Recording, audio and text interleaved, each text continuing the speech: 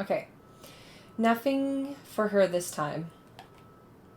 Only a weak smile before she takes a seat on the couch in a silence that stretches out until we left hanging what we left hanging feels disconcerting.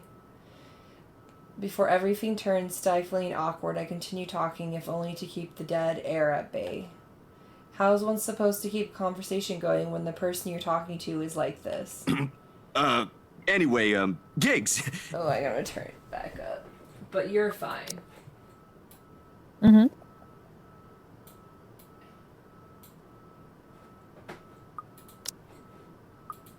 Okay. Can you believe this one client we got?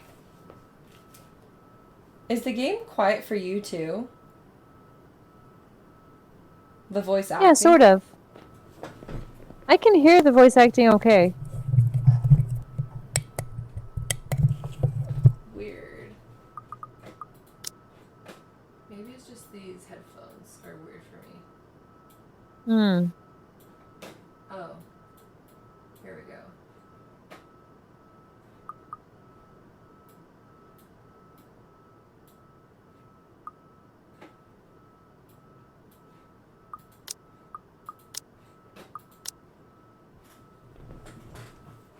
Boss had all my schedule shoots shifted after they caught wind of this couple buying a new property.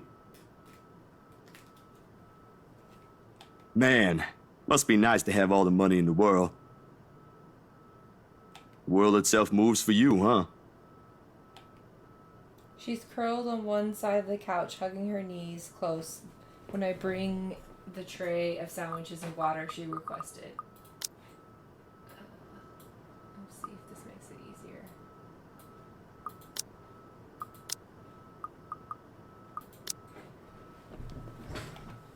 She starts to straighten up as I'm unloading the contents, but pauses as soon as I hold up my hand in a halting gesture. You're a guest. Didn't I say you're free to make yourself at home?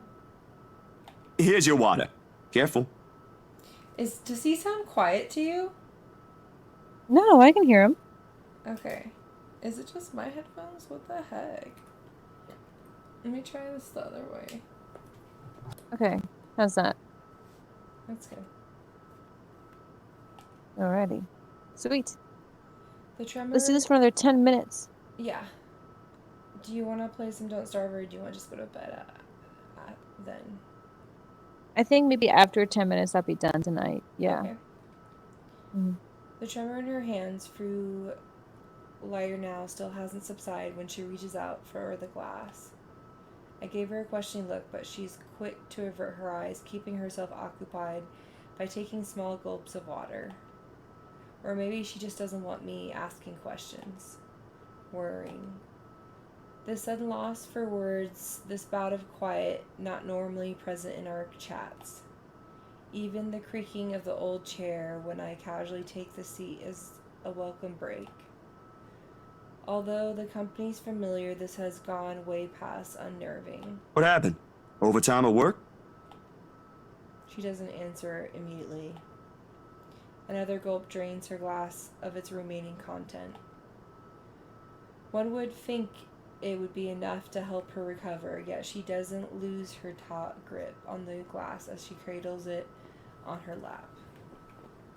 Her eyes take an unfocused gaze when she speaks again. Yeah. Boss handed me extra work today. After what happened. To Rose. Rose.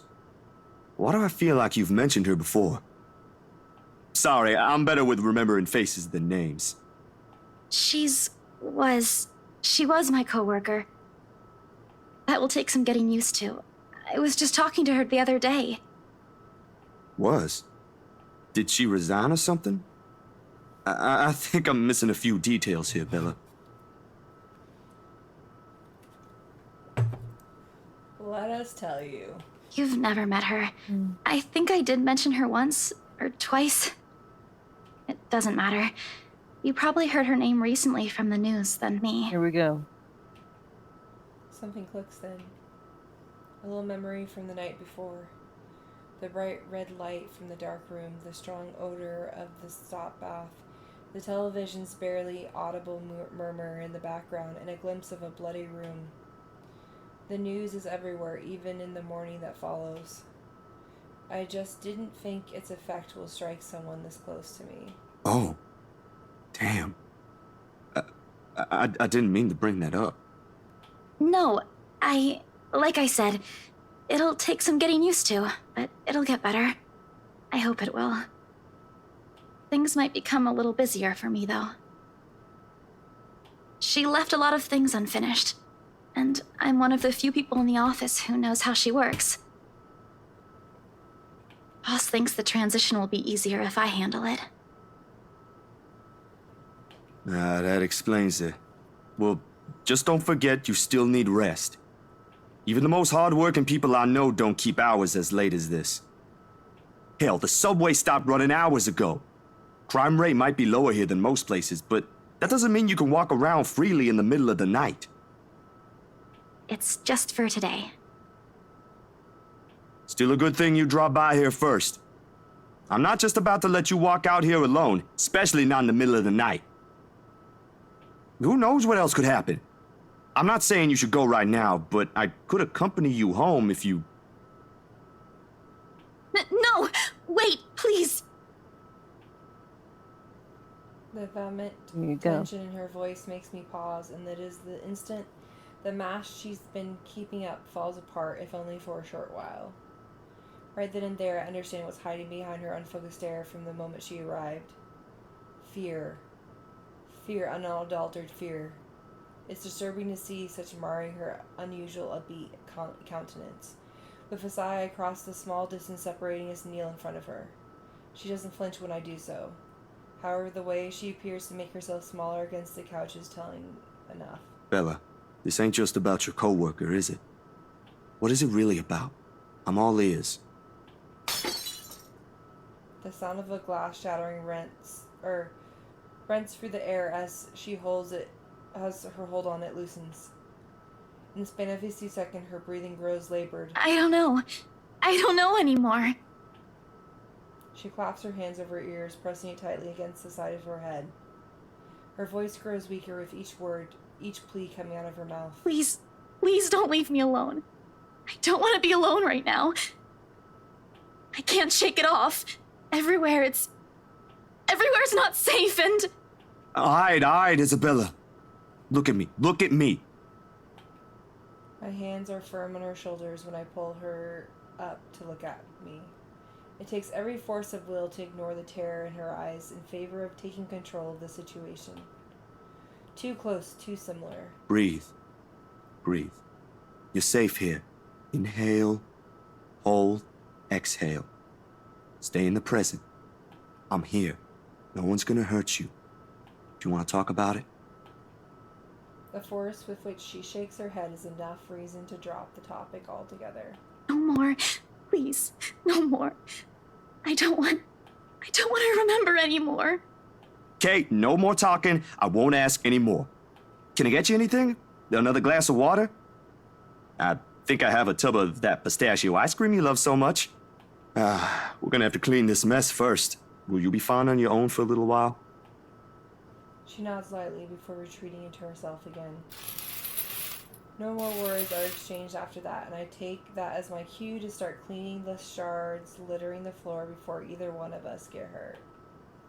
A quiet hum of the AC is a pleasant distraction as I go over the menial task. More so than her ragged draws of breath or my little feeble attempts to tell a quiet story or two. But the latter does the trick. And soon enough she has already drifted off by the time I return with the promised glass of water, her chest rising and falling in a steady rhythm, the strain on her shoulders gone.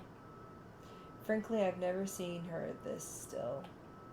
She mumbles something I don't quite catch when I carry her to the empty bed and hugs herself tighter against the mess of blankets.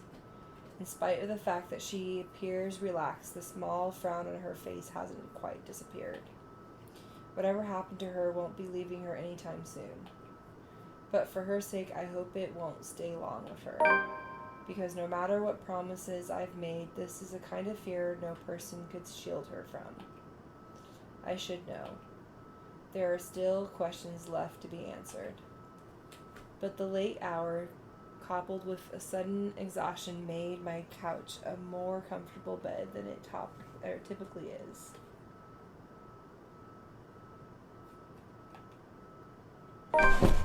Darkness immediately welcomes me as soon as my head hits the makeshift pillow. I can only wish the dreams will keep at a distance for now, for both of us.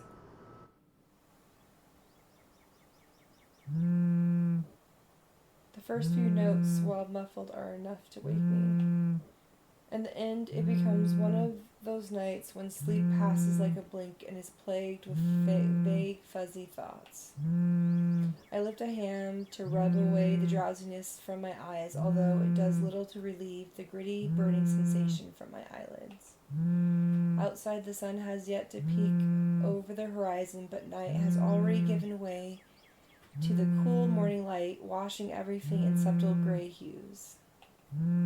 At this hour, the entire city remains unstirring. Ordinarily, waking up before my own alarm, means absorbing the snooze button twice or thrice just to catch those precarious few extra minutes of sleep. But the persistent ringing makes it impossible now. This better be good. Groggily, I scramble for the bag sitting at the foot of my bed. The ringing still hasn't stopped as I fish the phone out and Ashton's name flashes brightly on the screen when I turn it on. It must be pretty urgent if he hasn't dropped the call yet. Took you long enough, Z-Man.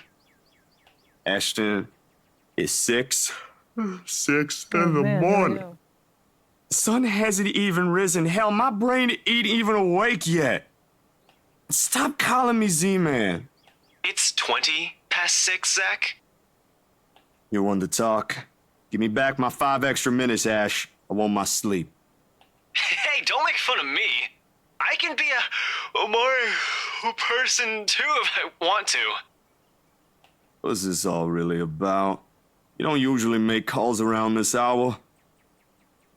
Is the world ending today? Sorry about that.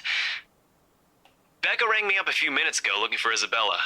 Said she didn't show up in her own apartment last night. Do you have any idea where... I should have known you two would come looking for her first thing in the morning. Not a laughing matter, Zach. You can't really let your guard down with everything that's happened here recently. You've heard about the Cooper woman from the news.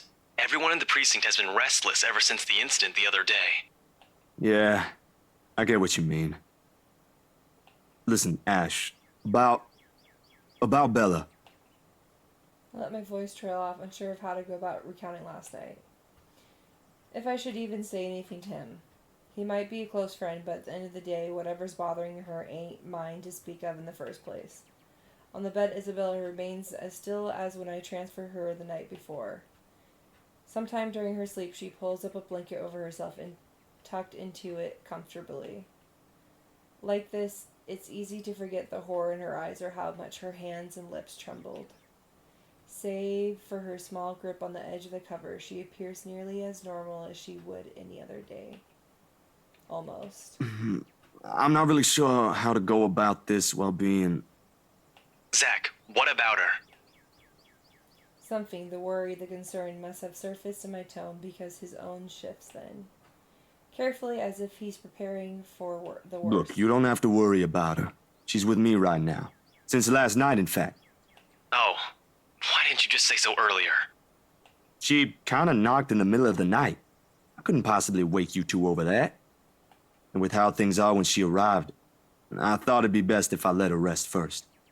I just wasn't expecting people would be looking for her before the rooster even crows. You could have at least called her something. Becca's beside herself with worry when she found out.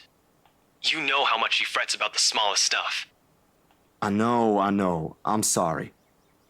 That was a lapse on my part. And I just didn't think... Okay, you know what? Rebecca's worries ain't completely baseless. Isabella hasn't been her usual self since the movie. Maybe even before that. I don't know if I should be opening my mouth about this, but Bella didn't outright say I shouldn't, so... Oops.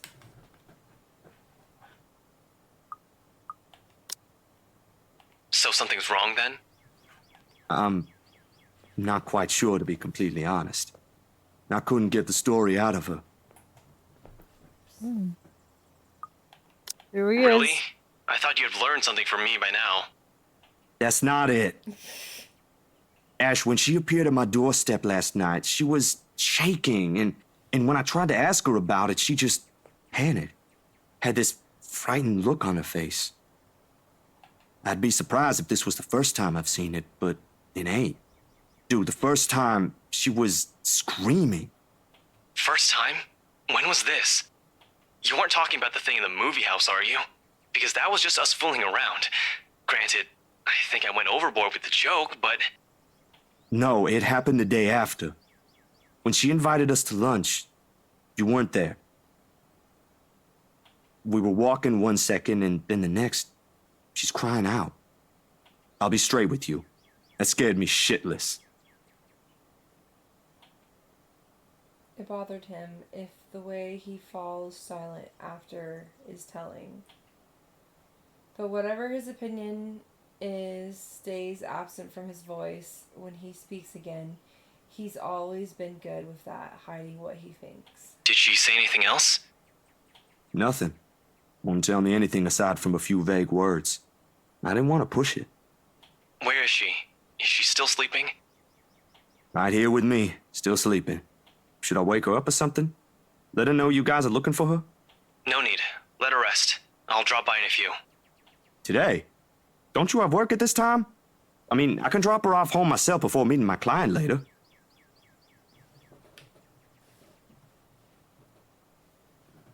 Look who's talking.